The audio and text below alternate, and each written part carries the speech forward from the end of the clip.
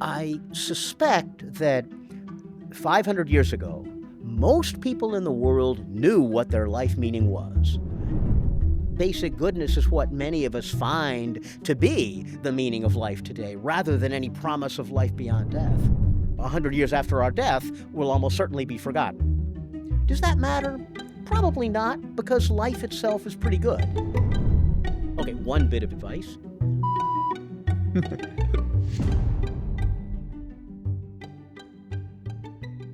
Welcome to the CUHK Podcast. Today we are honored to invite Professor Gordon Mathews from the Anthropology Department of CUHK to discuss with us how cultural beliefs shape our understanding of meanings, happiness, and life after death. Thanks. It's great to be here. I guess Yeah. this is the first podcast CUHK has done. It's wonderful to have a chance to talk. Yeah, thank you, Professor Mathews. And before we get started, first, please subscribe to our channel and follow us on social media platforms if you haven't already.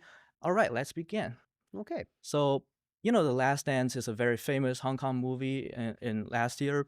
Professor Matthews, how do you think about that movie and how can we understand it from an anthropological perspective? Well, I didn't grow up in Hong Kong, and my Cantonese is bad enough, so I'm reluctant to say too much about the movie, but it was absolutely fascinating. I mean, I'm thinking of Dominic representing the younger generation and Master Man, the older. Dominic representing the living, as he says in the movie, and Master Man representing the dead. When he was undergoing those Taoist rituals, that's to ensure that the soul of the dead person will properly proceed to the next world and be reincarnated. Whereas for Dominic, as he says very eloquently, suffering is living people too. And that's a really profound meaning. Now, the movie has lots of other meanings too. The gender issue in the movie is quite profound. That was great, and the ending was very heartwarming to see it, and so on. But to me, as a scholar, it is that issue of what funerals really mean. Are they for the living or are they for the dead? And there's a larger meaning here that's not just about Hong Kong. That meaning is, in general, 100 or 200 or 300 years ago, many people around the world believed that funerals are where you ensure that the dead person will go to heaven or be properly reincarnated. Yeah.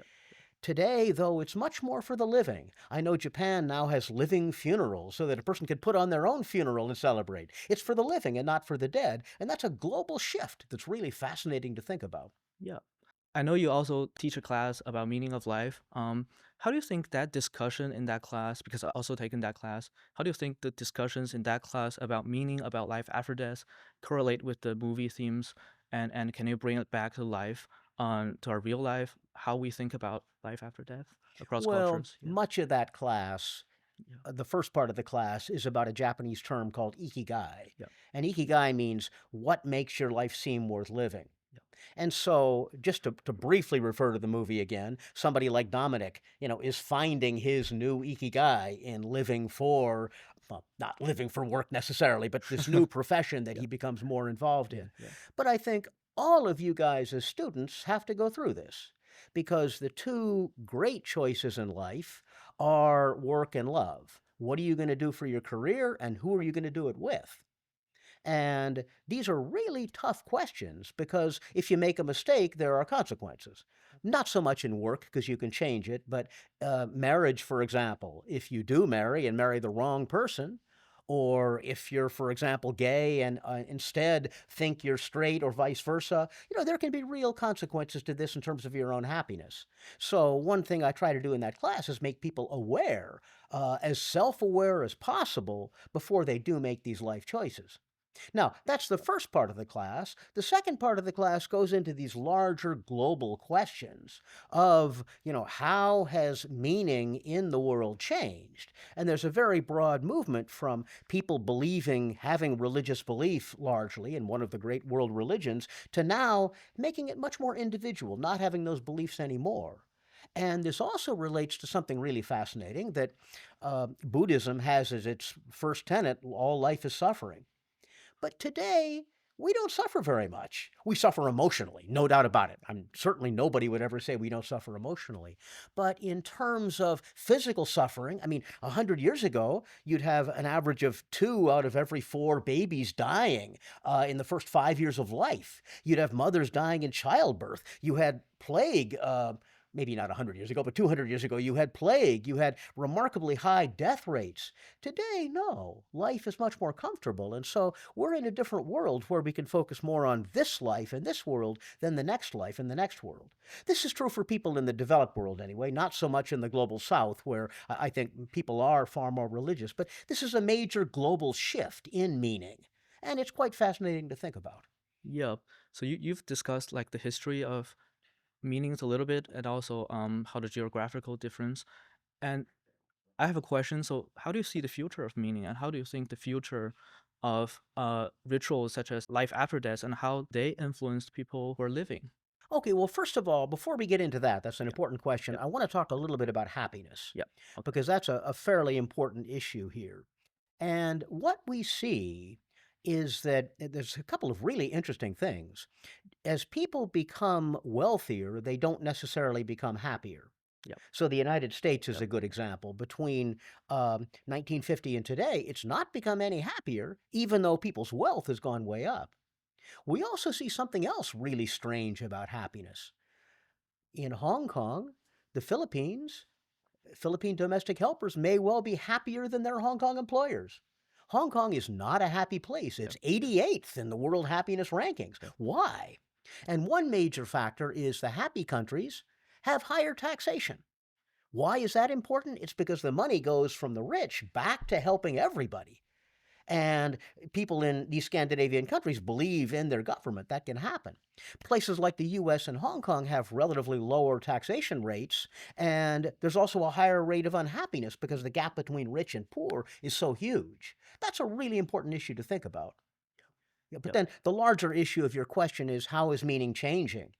Um, it really is, and I am not sure, but I suspect that 500 years ago, most people in the world knew what their life meaning was.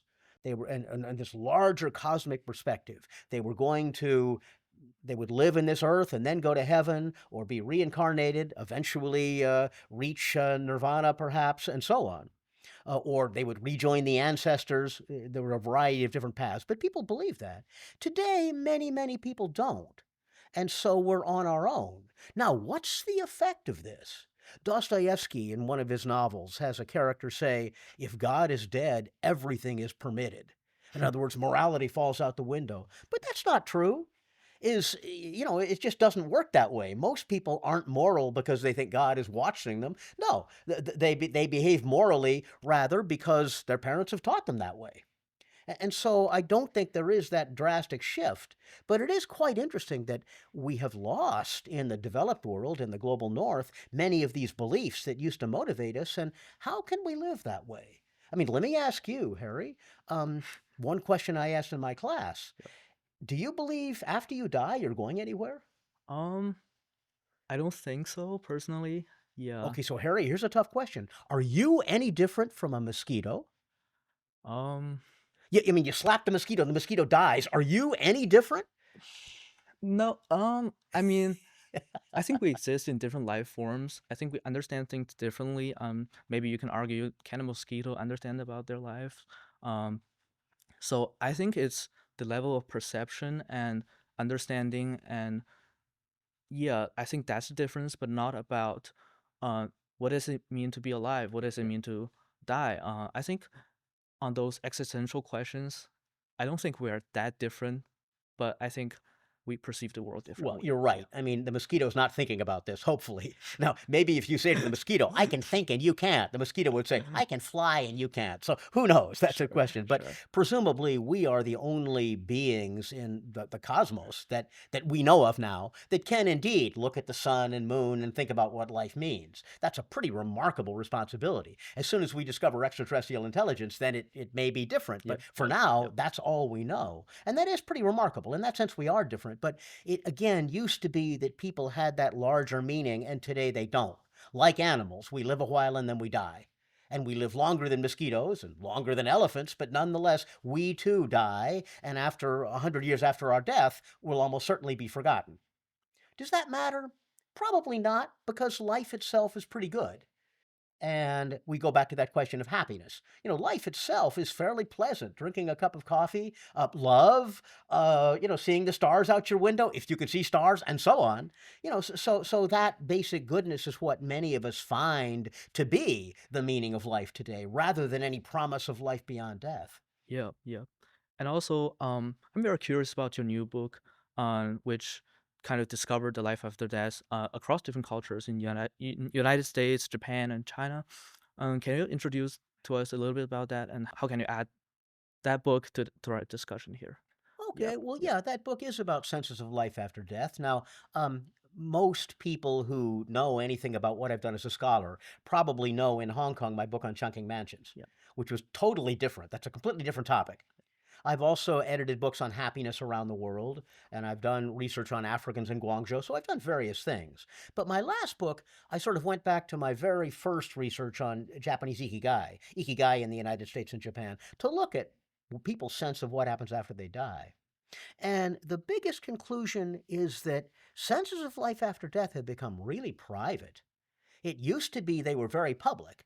I mean, you go to church, for example, in a Western context, and the minister would tell you, you are going to hell unless you repent, something like that. yeah, yeah, And yeah, certainly in China, too, we saw many texts of how to make your life longer, be virtuous. Now, governments love to use this, too, to make people behave properly. We know that. But now, all of this is quite private. Private to the extent that you probably don't even know what your friends think happens to them after they die. You don't talk about it much. You might not even know what your spouse thinks. I remember interviewing one Japanese man who said, when my wife visits the family grave, she talks to her father, and she thinks her father listens. I think she's crazy. But it doesn't matter. We argue about lots of things. We don't need to argue about the hat. So, I mean, basically, he's saying that my wife believes in a life after death. I don't. But the fact that we have these different beliefs doesn't matter. Now, for some people individually, it matters enormously. Another is the Japanese woman who every day would go to her family altar, and she's made it into a shrine to her husband who died a few years ago at a rather young age. And she just talks to him for 2 hours a day telling him, to Shinji, this is what I did today. How are you? How are you? And they have these conversations. That's incredibly meaningful to her. But in a larger social sense, it's not. It's a private sense of meaning. So people's meanings have become private. And it's really interesting that in a place like the US or Hong Kong, meaning now has become political rather than religious. So that 100 years ago, a Catholic would never marry a Jew in the US. mm, Whereas now, a Catholic would marry a Jew with no problem. Instead, a Trump supporter would never marry a Trump hater. Or in Hong Kong, a yellow would probably not marry a blue, if we go back to those distinctions. Very, very interesting how that works. It's politics. It's this world now, rather than belief about the other world, that's become important to people. yep, And this doesn't mean that it's not important. I can also mention very briefly here that these three countries are very different. In the US, it's still whether the Christian word is true or not. And authors always argue about, is God a delusion or is God real? I can prove heaven, some writers say. I went to Harvard Medical School and then I died and I saw heaven. Nah, that's an illusion. These guys are arguing over this. In Japan, these books about life after death are much more hopeful. They say things like, well, maybe you'll be reincarnated. I'm a little skeptical about that, the author will say, because he'll say, there are many, many more cockroaches on Earth than there are human beings, so your chances of being reborn as a cockroach should be far higher, it would seem. But believe it if you want. So there's this whole different tone. And then in China, because the Chinese Communist Party for a long time really discouraged religion, calling it superstition, like during the Cultural Revolution, there has been less emphasis on religion. Now it's come back, and more people are. Even Communist Party members I've interviewed will say, well, I practice religion, I just don't talk about it. And, so people are needing this. People still do have a need, but again, it's more personal and private. It's a matter of what people feel they need for themselves rather than this larger social belief system. yep. And, this goes into a whole larger sense of how the world is changing. Yuval Noah Harari wrote Mm, in a number of interesting books like *Sapiens* and *Homo mm, Deus* mm, about how we're going from a world of meaning to a world of technique. And what that means is we're no longer believing in a big other world. Instead, we believe in our own possibilities of life extension. I mean, think how long people live now as compared to just 50 years ago. Your grandparents or in China or in Hong Kong probably expected to live to be 60. Today, you probably can expect to live to be 90. Now, you may not, no promises here, but the odds are very good. yeah, yeah, And that increase in life expectancy is extraordinarily important because it means that we don't live in such a world of suffering now, although we may suffer from grief and so on. We do have fairly comfortable lives. I remember speaking to one American woman about this, and she said, you know, if I were a poor African child, maybe a child soldier in Liberia, uh, then I would really hope for another world better than this. But for me in my life, I've been pretty comfortable. So when I die, I'm not going to say to God, please give me another world. I'm just going to say, thank you, bye. What a wise way to put it. Damn, yeah. that's great. And increasingly many of us think that way. And then in the future, there's going to be a really interesting issue. Are we going to live forever? And that may happen. Now, already, there are many people in Silicon Valley talking about life extension. I know Google has had a big project on this. One way this could be done would be simply we exist. There's patterns of our brains on the internet. We live that way. Another would be extending the life of cells indefinitely. Now, in that world, damn, what a crazy world that's going to be. What do you do about children, for example? What about love? We think, I will love you forever and ever. No, here's a contract. I'll love you for the next 100 years. Then next, what's going to happen? So the world's really going to shift. Now, it's also going to shift because of the internet and all that that's doing, which is increasingly making us into a more and more united, almost single being. Now, I'm exaggerating here, but this is happening to a significant degree. The pace of change is like this. It's extraordinary. So, I guess just in closing here, what I would say to all of the CUHK listeners and so on is you live in a really exciting time. And I know Hong Kong may be very low in that happiness list, but in fact, this is the most exciting time you could possibly be alive. With all of these technological developments, it's very stressful. I mean, back 300 years ago, somebody would ask you, what do you want to be when you grow up? And you probably wouldn't have much to think about. Maybe you wanted to be a Confucian scholar, more likely to be a peasant somewhere, and so on. Now, there are hundreds, thousands of options. Yep. So it's very stressful, but we also are in a fairly extraordinarily exciting world. Personally, I hope that exciting world and technological advancement can bring like more equality rather than inequality, because we can also see the dark side of it, where it can create inequalities. And I think that is happening. Yeah, Some other yeah, research I did uh, was on actually a whole different topic, Chinese copy phones. And how Chinese copy phones brought the entire yeah, world yeah, to Africa. yeah, Because once somebody gets a smartphone, then the world is open to them.